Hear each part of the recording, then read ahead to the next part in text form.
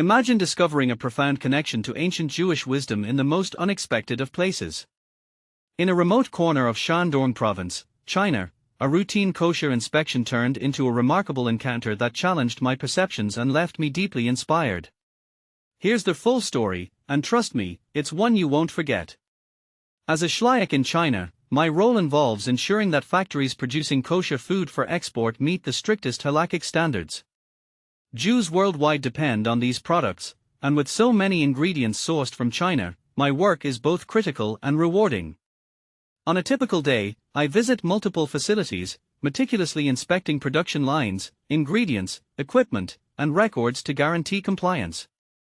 But one particular day stood out, not because of the machinery or processes, but because of a person. The fourth factory I visited was unremarkable in appearance, clean, organized, and efficient, much like countless others across China's industrial landscape. Yet, the factory's representative for kosher certification, whom I'd never met before, left an indelible mark on me. From the moment I arrived, there was something different about him. Beyond the usual professionalism, he exuded a quiet reverence, almost as if he were in the presence of something sacred. I later learned he had recently been transferred to this role, explaining why our paths hadn't crossed earlier. After completing my inspection and confirming everything was in order, I prepared to leave.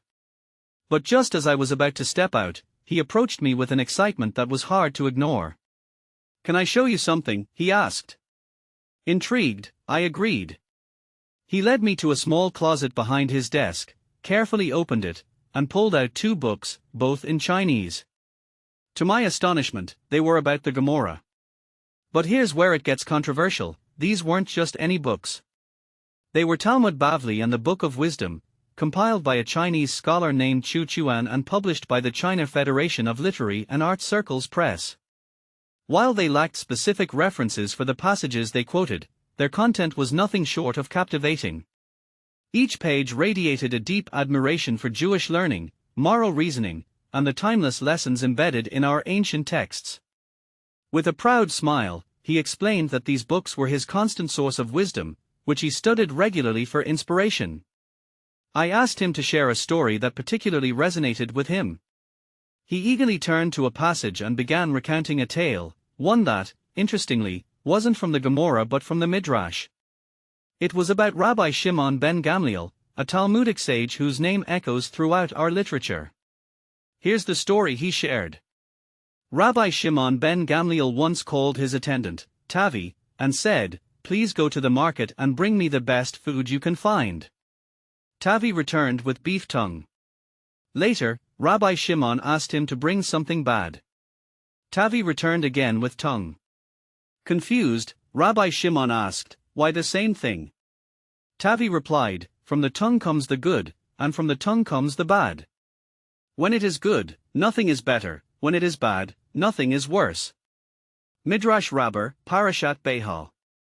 The story's simplicity belies its profound message. Our words hold immense power, to heal or harm, to uplift or destroy. Yet, what struck me most wasn't just the wisdom of the tale, but who was sharing it: a Chinese factory manager in a remote part of Shandong province, passionately engaged with the teachings of our sages. And this is the part most people miss. Standing there, thousands of miles from home, I felt an unexpected, transcendent connection. Here was a man who found personal meaning in the teachings of our ancestors, whose lives and lessons have shaped Jewish thought for over 2 millennia. It was a powerful reminder that the light of wisdom knows no boundaries, it travels far beyond its origin, touching hearts in ways we could never predict. This encounter left me with a thought-provoking question: what if the wisdom of our ancient texts has the power to inspire not just those within our community, but people across cultures and continents? Could this be a sign of something greater, a universal yearning for the timeless truths embedded in our heritage? I'd love to hear your thoughts. Do you think the lessons of our sages can resonate beyond the Jewish world? Share your perspective in the comments. Let's spark a conversation.